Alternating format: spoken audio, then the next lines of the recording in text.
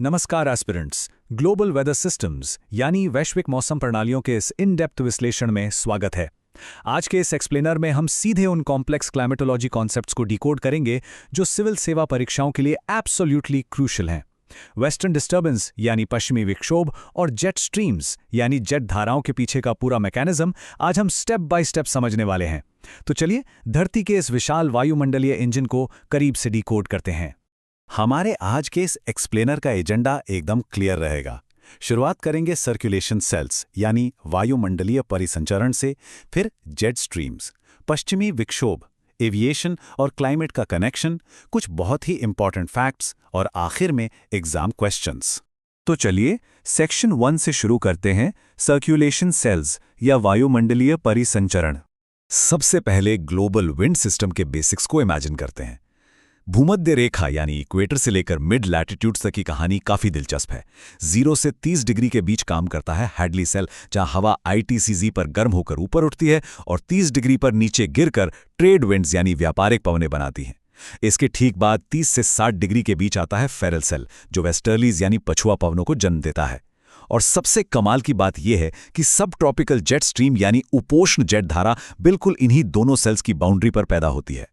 और फिर 60 से 90 डिग्री के बीच आता है पोलर सेल यानी ध्रुवीय सेल, जो ठंडी ध्रुवीय हवाओं को ड्राइव करता है। एक बात हमेशा याद रखनी है, जेट स्ट्रीम्स हमेशा इन जायंट एटमॉस्फेरिक सेल्स की सीमाओं पर ही जन्म लेती हैं, जैसे कि फेरल और पोलर सेल के टकराने से पोलर फ्रंट जेट या PFJ का निर्माण होता है। ये बाउंड्रीज असल में हाई ऑल्टीट्यूड तूफानी हवाओं की ब्रीडिंग ग्राउंड्स हैं। सेक्शन 2 जेट स्ट्रीम्स यानी जेट धाराएं। जेट स्ट्रीम्स बिल्कुल सीधी नहीं चलती, ये किसी बड़ी नदी की तरह लहरदार होती हैं। जब जेट स्ट्रीम उत्तर की ओर मुड़ती है तो उसे रिज या कटक कहते हैं, जो अपने ठीक नीचे हाई प्रेशर यानी उच्च दाब बनाता है। लेकिन जब ये दक्षिण की ओर मुड़कर एक ट्रफ या द्रोणी बनाती है तो वहां लो प्रेशर यानी निम्न दाब का क्षेत्र बनता है। और यहीं से शुरू होती है साइक्लोजेनेसिस की प्रक्रिया यानी चक्रवातों का जन्म। ट्रफ और साइक्लोन का ये रिलेशन क्लाइमेटोलॉजी का एक बहुत ही क्रिटिकल कॉन्सेप्ट है। इन हवाओं का इतिहास भी कम फैसिनेटिंग नहीं है। 1920 के दशक में जापानी मौसम विज्ञानी वसाबुरु ओइशी ने सबसे पहले इन्हें खोजा था। हालांकि जेट स्ट्रीम शब्द 1939 में हेनरिक सीलकॉफ द्वारा कॉइन किया गया। लेकिन इंडिया के कॉन्टेक्स्ट में सबसे अमेजिंग फैक्ट ये है कि द्वितीय विश्व युद्ध के दौरान 1940 के दशक में जब B-29 बॉम्बर्स भारत के ऊपर से उड़ रहे थे, तब पायलट्स ने पहली बार इन भयंकर गति वाली हवाओं को प्रैक्टिकली एक्सपीरियंस किया था। इस टेबल के डेटा पर अगर हम नजर डालें तो जेट स्ट्रीम की ताकत का असली अंदाजा लगता है। इनकी स्पीड 400 किलोमीटर प्रति घंटे से भी ज्यादा हो सकती है। यही वजह है कि न्यूयॉर्क से लंदन जाने में फ्लाइट को 7 घंटे लगते हैं, क्योंकि वो जेट स्ट्रीम के साथ उड़ रही है। लेकिन वापसी में 8 घंटे लगते हैं, क्योंकि वो इसके अगेंस्ट जा रही होती है। ये extreme speed clear air turbulence या CAT जैसे एविएशन हजार्ड्स पैदा करती है। और आज के समय में आर्कटिक वार्मिंग की वजह से ये जेट स्ट्रीम्स कमजोर पड़ रही हैं, जो एक नई ग्लोबल चुनौती है। सेक्शन 3 अब फोकस करते हैं वेस्टर्न डिस्टर्बेंस यानी पश्चिमी विक्षोभ पर। पश्चिमी विक्षोभ या वेस्टर्न डिस्टर्बेंस की इस जर्नी को 3 स्टेप्स में समझते हैं। Step 1 origin. इन चक्रवाती तूफानों का जन्म भूमध्य सागर, मेडिटरेनियन सी और कैस्पियन सागर के ऊपर होता है। Step 2 travel. सब ट्रॉपिकल जेट स्ट्रीम STJ एक हाईवे की तरह काम करती है और इन्हें ईरान और पाकिस्तान के ऊपर से पूर्व की ओर ले आती है। और स्टेप 3 अराइवल।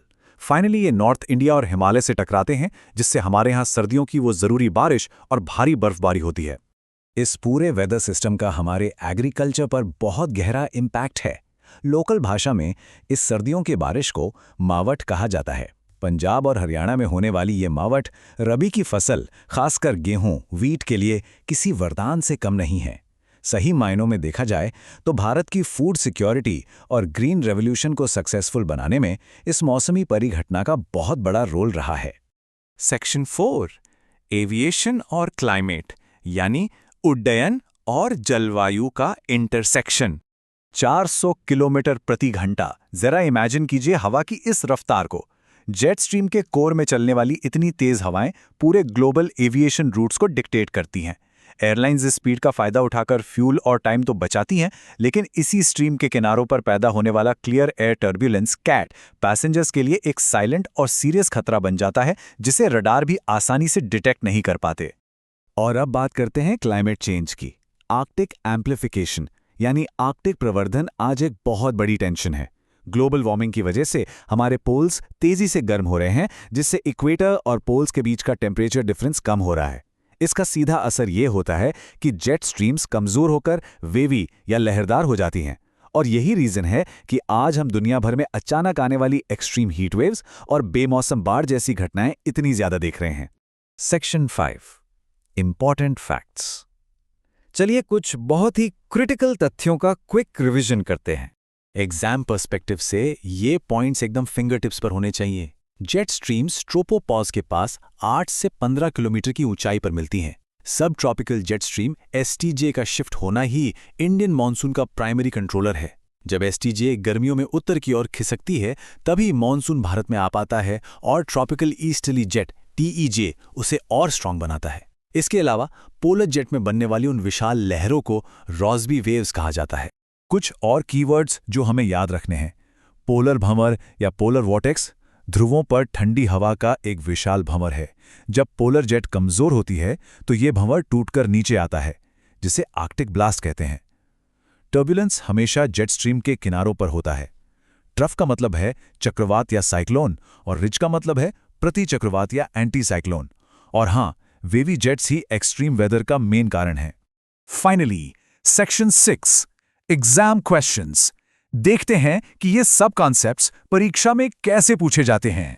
सब ट्रॉपिकल जेट स्ट्रीम और भारतीय मॉनसून का रिलेशन।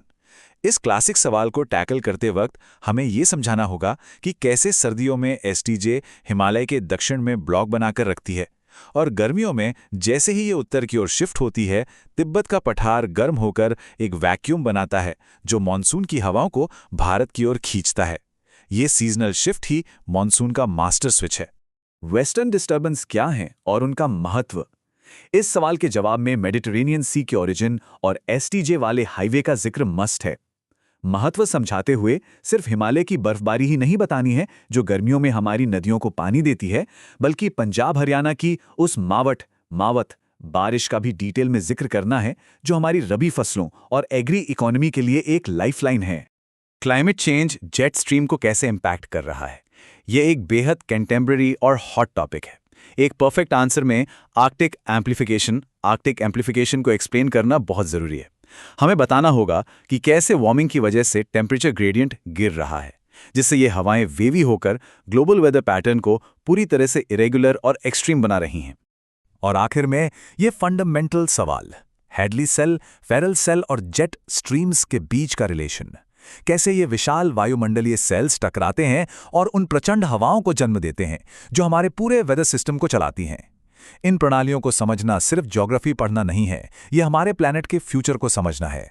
अब जाते जाते जरा इस बारे में सोचिए, जैसे जैसे ग्लोबल टेम्परेचर और तेजी से बढ़ रहा है, क्या हमारी जेट धाराएं भविष्य में दुनिया के मौसम के पैटर्न्स को हमेशा के लिए और पूरी तरह से बदल देंगी? इसी थॉट के साथ आज का ये विश्लेषण हम यहीं समाप्त करते हैं। Keep studying and keep exploring.